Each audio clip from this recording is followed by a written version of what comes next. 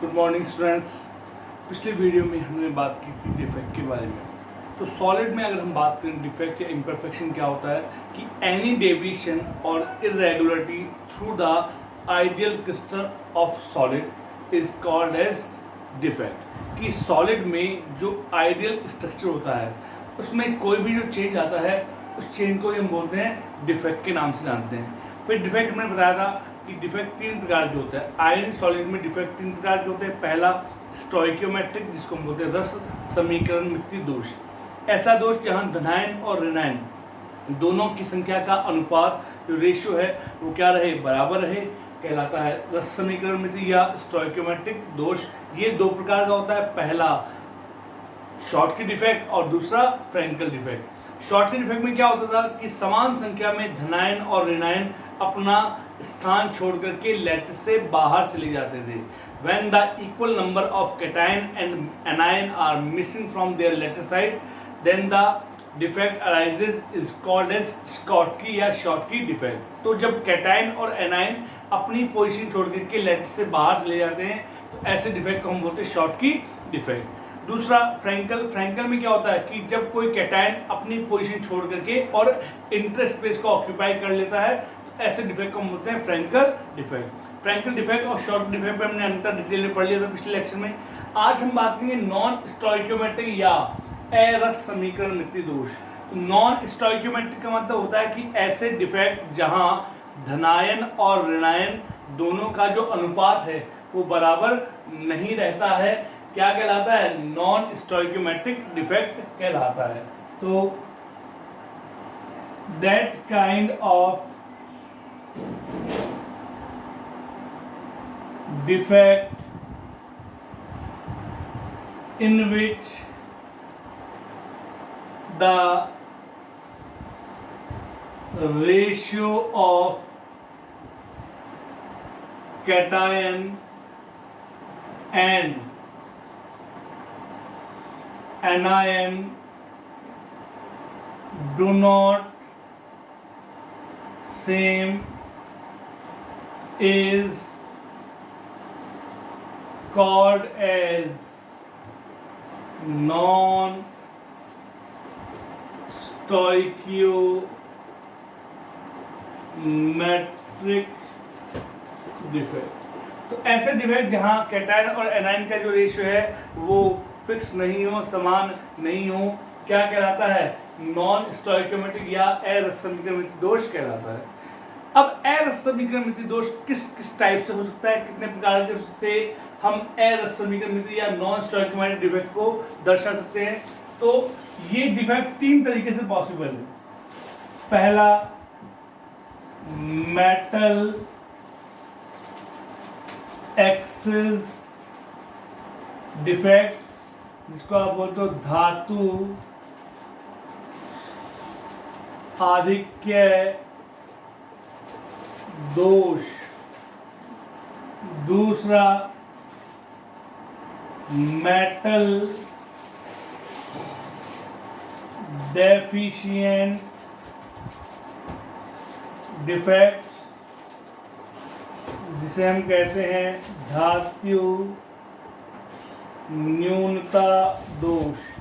और तीसरा anion deficient defect, ऋणायन न्यूनता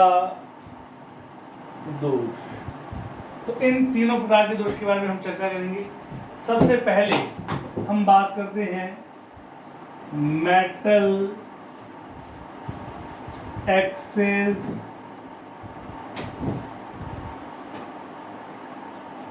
डिफेक्ट, धातु आधिक्य दोष। तो धातु आधिक्य दोष कैसा होता है, ऐसा दोष जिसमें कोई अतिरिक्त धनायन। अब अगर हम बात करें कि एक्स्ट्रा धनायन अगर आ रहा है तो वो कहाँ पे आएगा, एक्स्ट्रा धनायन आता है आपका इंटरस्टिशियल साइट में। तो ऐसा डिफेक्ट जिसमें कोई अतिरिक्त धनायन अंतराकाशीय अवकाश में आ जाता है। इस प्रकार से देखें,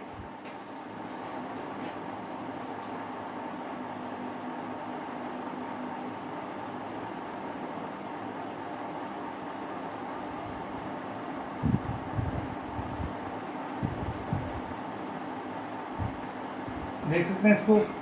ये मान लिया कोई आयोनिक क्रिस्टल हमने ले लिया, तो आयोनिक क्रिस्टल में plus minus plus minus plus minus plus minus plus minus plus minus, ये कॉन्स्टेंट पार्टिकल है आयन। ये जो खाली वैकेंट स्पेस दिख रहा है इसको हम बोलते हैं इंटरस्टिशियल साइट। आ गई बात समझ में? यहाँ देखिए प्लस कितने हैं 6, माइनस कितने हैं 6, रेशियो 1:1। ये कंडीशन होती है 0 केल्विन पे, और 0 केल्विन पे कोई भी क्रिस्टल कैसा होता है? आइडियल क्रिस्टल, जिसमें कोई भी डिफेक्ट या इम्परफेक्शन नहीं होता। जैसे ही आप टेम्परेचर रेज करेंगे तो टेम्परेचर रेज करने पर कुछ कंडीशन इस प्रकार से होगी कि कोई एक्स्ट्रा कैटायन इंटर स्पेस को ऑक्यूपाई कर लेगा, कुछ इस प्रकार से।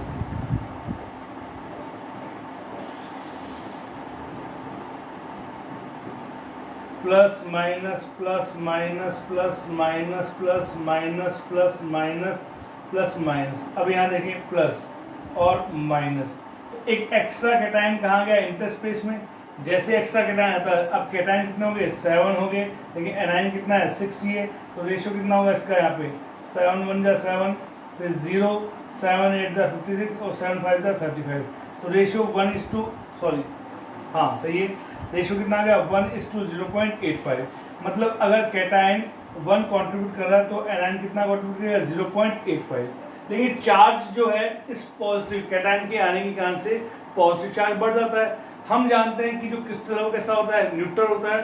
तो इसको न्यूट्रल करने के लिए यहाँ पे किसी दूसरे इंटरस्पेस में ये इलेक्ट्रॉन आ जाता है। ये इलेक्ट्रॉन है अनपेयर्ड इलेक्ट्रॉन, और due to the presence of this unpaired electron ये कंपाउंड क्या शो करेगा? कलर शो करेगा। ठीक है, तो ऐसा डिफेक्ट जिसमें कोई एक्स्ट्रा मेटल आयन इंटरस्पेस को ऑक्यूपाई कर लेता है, जिसे न्यूट्रल करने के लिए दूसरे इंटरस्पेस साइड में इलेक्ट्रॉन आ जाता है, और उस इलेक्ट्रॉन के कारण से कंपाउंड क्या शो करता है? कलर। ऐसे डिफेक्ट को हम बोलते हैं मेटल एक्सिस डिफेक्ट। ठीक है, देखिए एग्जाम्पल, इसका एग्जाम्पल क्या है? ZnO। ZnO is colorless at room temperature। Room temperature पर ZnO जिंक ऑक्साइड कैसा होता है? Colourless, but on heating it seems yellow colour due to metal excess defect. समझे कैसे मेटल एक्सिस डिफेक्ट होता है? जब आप ZnO क्रिस्टल को गर्म करते हैं, जैसे इसको आप गर्म करेंगे तो it will breaks into Zn+2n O-2। Zn+2 और O-2 में डिवाइड हो जाएगा। O-2 it will change into dioxygen, half of O2 giving 2 electron। ठीक है, तो ये जो Zn+2 आयन है, एक्स्ट्रा Zn+2 आयन इस इंटरस्पेस में चला जाएगा। जैसे इंटरस्पेस में जाएगा पॉजिटिव चार्ज कितना इंक्रीज होगा? 2, जिसे बैलेंस करने के लिए 2 इलेक्ट्रॉन आएंगे। तो इन 2 इलेक्ट्रॉन के कारण से ये कैसा दिखाई देगा? येलो कलर का दिखाई देगा। समझ आई बात? तो इसका आंसर क्या होगा? इसका आंसर होगा when ZnO crystal heated, then it breaks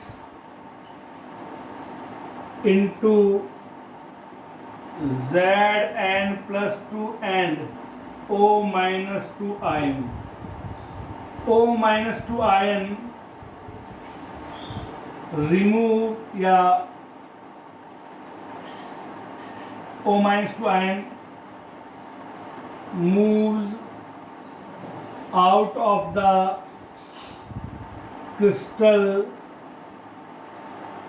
in the form of oxygen, leaving behind 2 electron. ठीक है, जैसे ही O-2 2 इलेक्ट्रॉन उसके के O2 के रूप में से बाहर निकल जाता है, the extra Zn+2 ion occupies interstitial site। तो ये Zn+2 आयन कहाँ चला जाएगा? इंटरस्टिशियल साइड में चला जाएगा। To make electrical neutrality of crystal 2 electron. कौन से 2 इलेक्ट्रॉन? ये वाले 2 इलेक्ट्रॉन जो O-2 आयन ने लूज किए थे। 2 इलेक्ट्रॉन ऑक्यूपाइज अनदर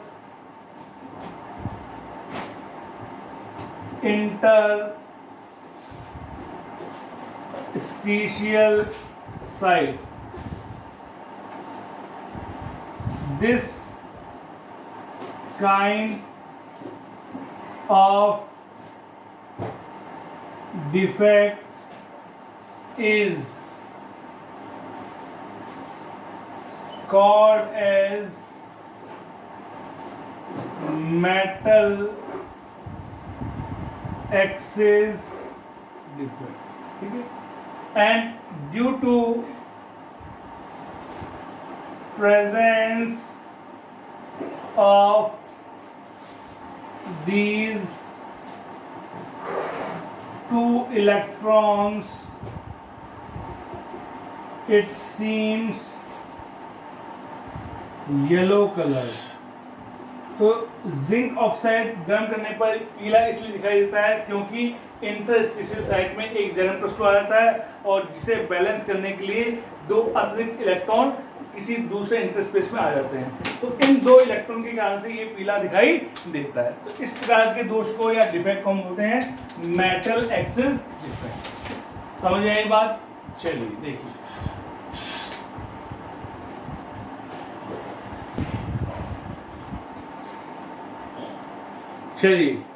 दूसरा जो डिफेक्ट है नॉन स्टोइकियोमेट्रिक डिफेक्ट, वो है metal deficient.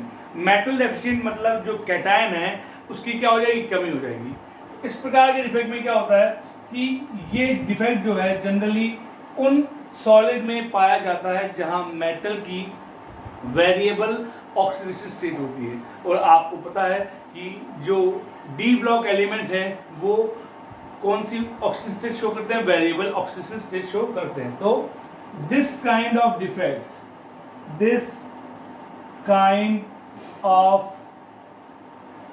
Defect arises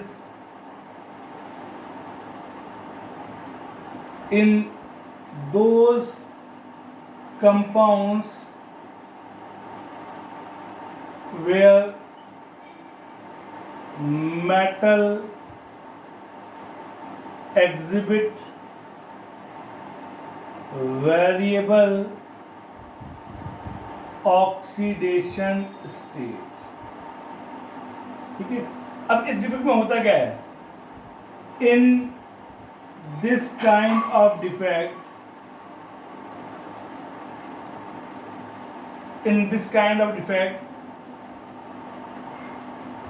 metal ion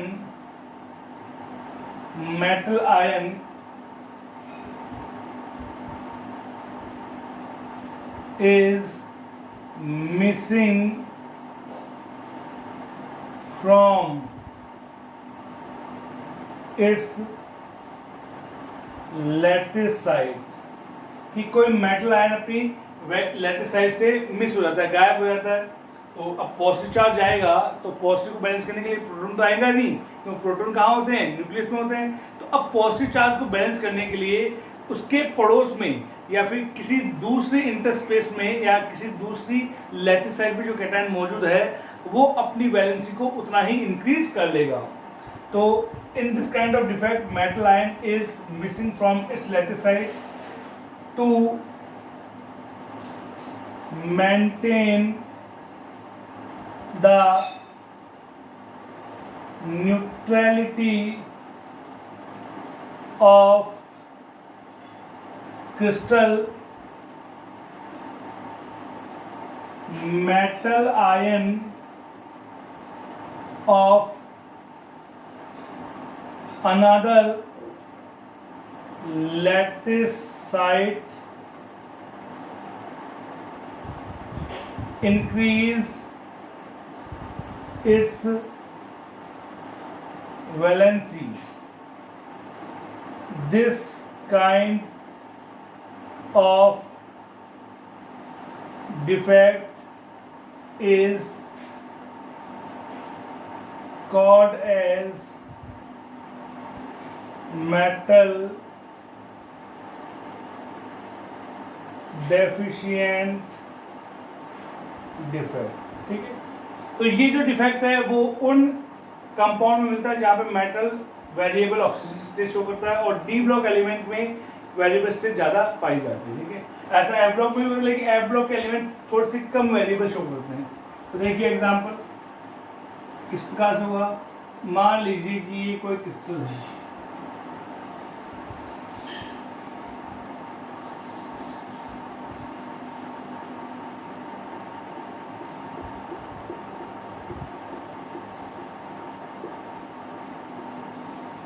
plus minus plus minus plus minus plus minus plus minus plus minus, यहाँ प्लस कितने हैं 6, माइनस कितने हैं 6, रेशियो 1:1, 0 केल्विन टेम्परेचर, तो ये होगा आइडियल क्रिस्टल। टेम्परेचर बढ़ा दिया, टेम्परेचर बढ़ाने से क्या होगा कि कोई कैटायन अपनी पोजीशन से गायब हो जाएगा।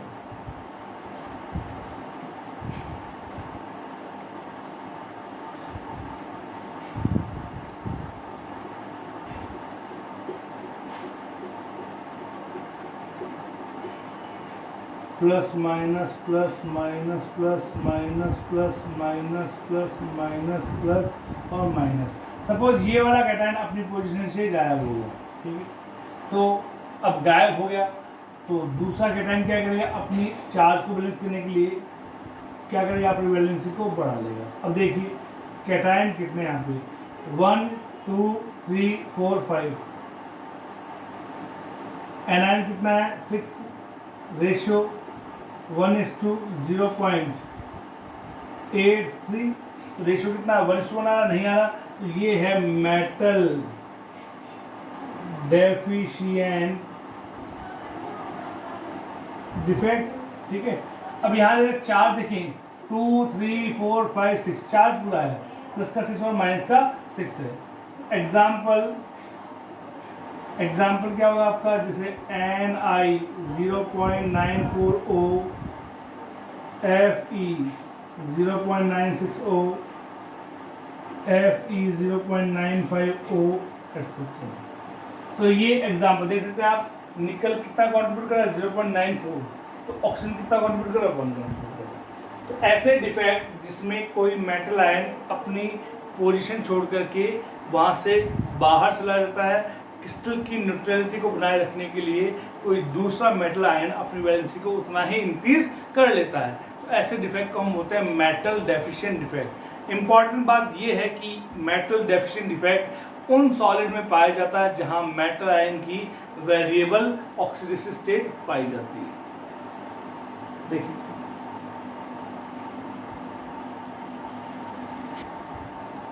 जैसे मान लीजिए आपको ये दे दिया मैंने NiO 0.94, तो इस NiO क्रिस्टल में Ni+2 और Ni+3 इन दोनों की परसेंटेज आपको कैलकुलेट करनी है। देखिए NiO क्रिस्टल है, इट मीन्स Ni किस फॉर्म में है +2 और O किस फॉर्म में -2 के फॉर्म में। अब जैसा कि हम जानते हैं कि ये कौन सा डिफेक्ट है, मेटल डेफिशिएंट डिफेक्ट शो करता है। इट मीन्स कुछ Ni+2 अपनी पोजीशन से गायब होंगे और गायब होने पर दूसरे कुछ Ni+2 अपनी वैलेंसीज को उतना ही क्या कर लेंगे, इंक्रीज कर लेंगे।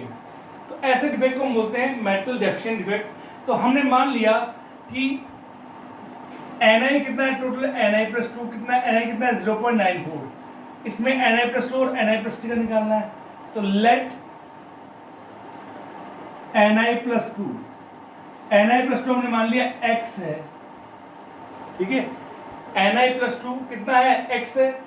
Ni कितना है 0.94, तो Ni+2 + 3 कितना होगा, Ni+3 हो जाएगा 0.94, ये total Ni minus x, Ni+2, ठीक है।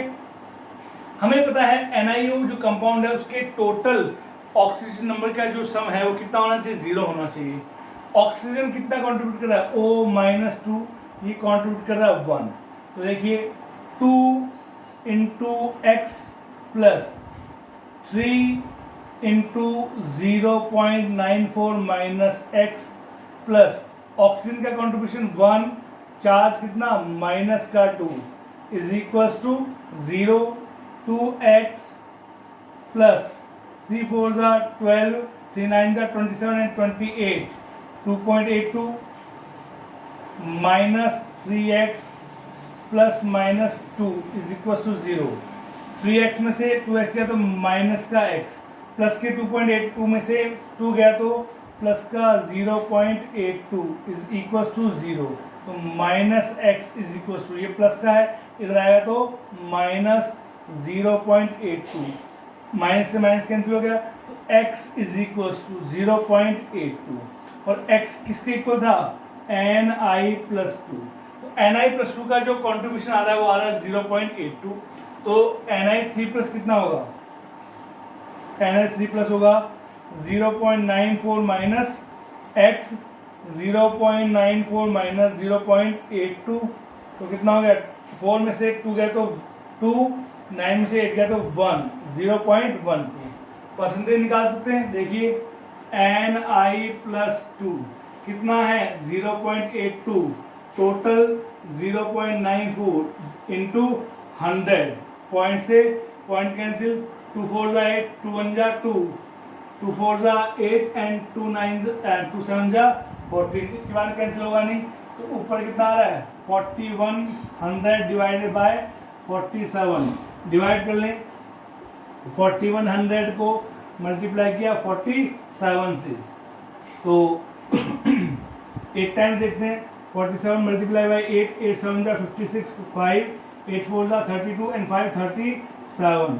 अगर इसमें सपोज 47 ऐड करके देखते हैं तो कितना होगा आपका 13, 8 एंड 4 12 एंड 4 23, ज़्यादा हो जाएगा, तो कितनी टाइम जाएगा 8 टाइम्स, तो 8 7 56, 5 8 4 32 एंड 5 37, 10 में 6 गया तो 4, 10 में से 7 गया तो 3, 0, कितने टाइम जाएगा आपका ये 7 टाइम्स, 7 7 49, 4 करके देगा, 7 4 28 एंड 4 32, 1 एंड 1.0, कितने टाइम जाएगा आपका 2 टाइम्स, 2 7 14, 2 4 8 एंड 9, 4 6 एंड 1 0, कितने टाइम्स जाएगा आपका 3 टाइम्स, तो कितना आ गया परसेंटेज 87.23%। ये तो कंट्रीब्यूट कर रहा है कौन, Ni2+, ठीक है। Ni3+ का निकाल लें, Ni3+ परसेंटेज कितना है 0.12 डिवाइडेड बाय 0.94 इंटू 100, पॉइंट से पॉइंट कैंसिल, 2 4 8, 2 9 2 7 14, 2 6 12, ऊपर कितना आ गया 600 डिवाइडेड बाय 47, तो क्या होगा इसका आंसर, इसका आंसर आएगा देखिए इधर 600 में डिवाइड किया 47, 147, कितना 310, कितने टाइम जाएगा आपका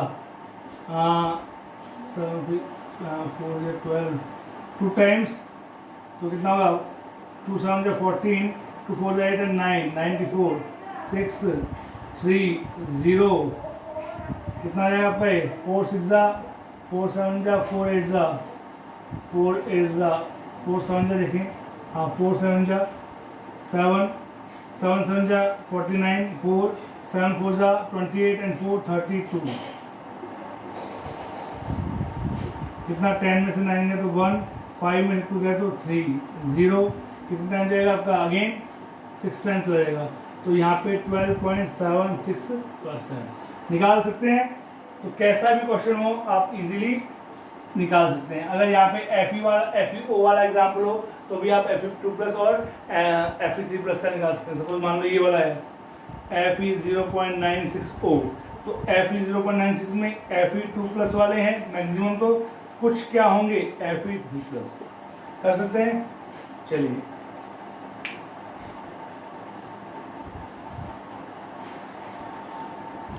तीसरा जो नॉन स्टोइकोमेट्रिक डिफेक्ट है वो है एनायन डेफिशिएंट डिफेक्ट, ऋणायन न्यूनता दोष। तो ऋणायन न्यूनता दोष में क्या होगा कि कोई ऋणायन या एनायन अपनी पोजीशन छोड़ के लैटिस साइड को छोड़ के लैटिस से बाहर चला जाएगा।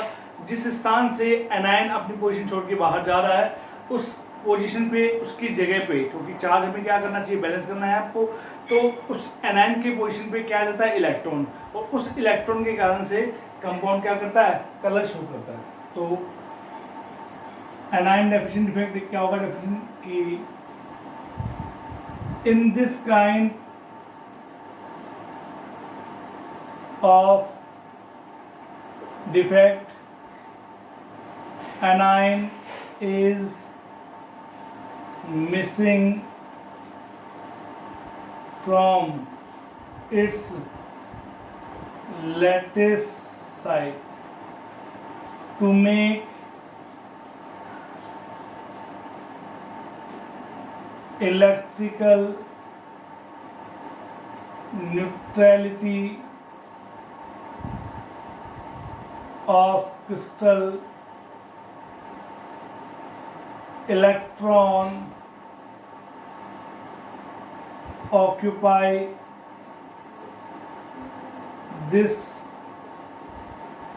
vacant site. This kind of defect is called as anion deficient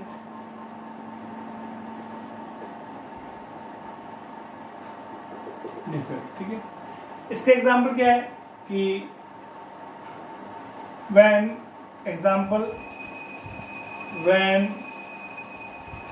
NaCl is heated in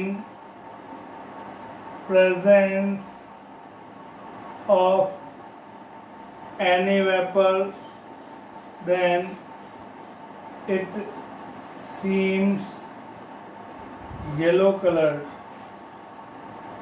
ठीक है, रीजन क्या है, एनायन डेफिशिएंट डिफेक्ट। समझे, मान लीजिए ये NaCl का क्रिस्टल है,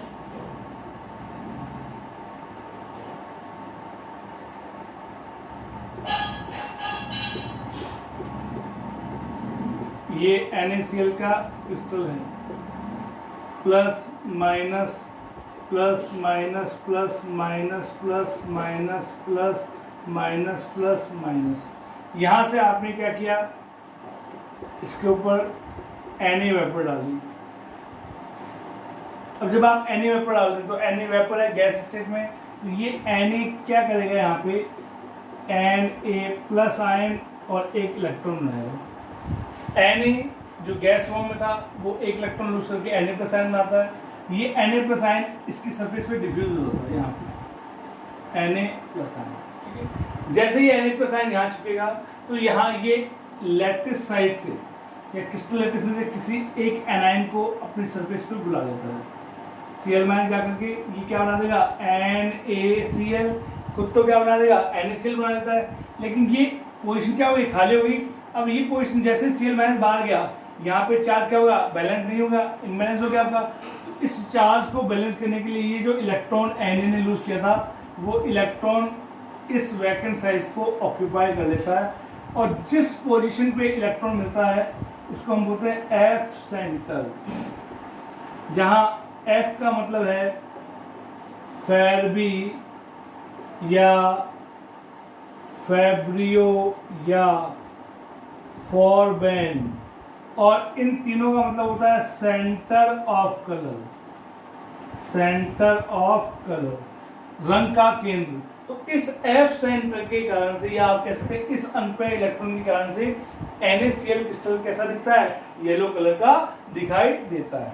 तो एफ सेंटर होता क्या है, द पोजीशन और साइट ऑफ क्रिस्टल लैटिस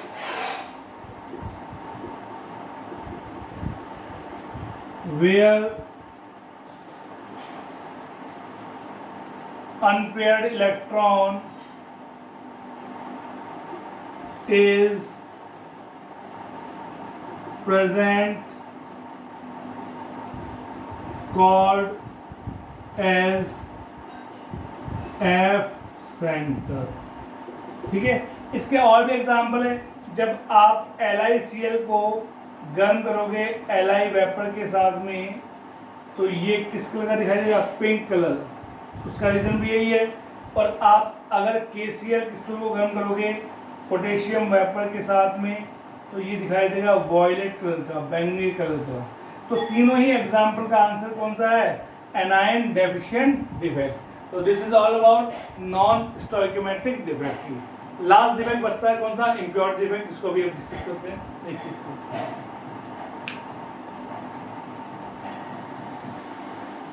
तीसरा और लास्ट डिफेक्ट है impurity defect. As you know that, नाम से दिख रहा है आपको इम्प्योरिटी, इट मीन्स यहाँ किसी आयोनिक क्रिस्टल में आप कोई दूसरे आयोनिक क्रिस्टल की इम्प्योरिटी ऐड करोगे।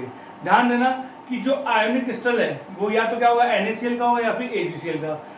तो जो इम्प्योरिटी ऐड कर रहे हो उसकी वैलेंसी इस आयोनिक कंपाउंड से ज़्यादा होनी चाहिए।